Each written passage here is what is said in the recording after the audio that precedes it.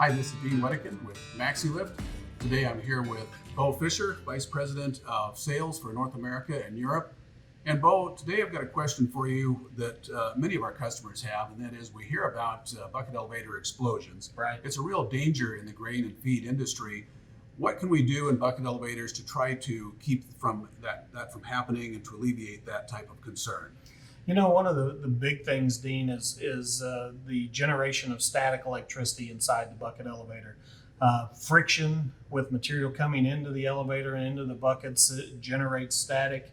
So we have to manage that static. We have to make sure that it doesn't reach a point where it creates an ignition source for the grain dust. Right. So that's done with a number of components in the bucket elevator, and it's a system that does it. So first we start with our plastic or even steel elevator buckets. All of them will generate static electricity as the friction comes in there. Okay. But what happens is those elevator buckets are attached to a static conductive belt.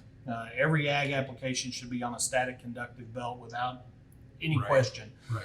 The belt takes that static from the bucket through the steel elevator bolts, and it pulls that static through the system. So you've got a static conductive belt. You've got a head pulley, which should be lagged with a static conductive lagging material. Correct. Either a glued-on material or slide lagging.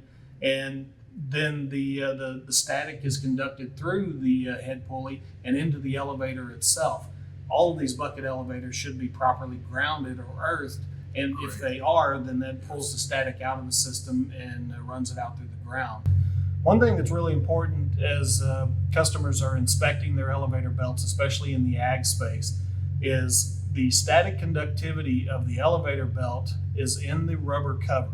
If the rubber cover is missing on your elevator belt because you've let it wear out, even though it may still be running, you've lost the ability for that belt to conduct the static away from the buckets, and you could create a potential safety issue there.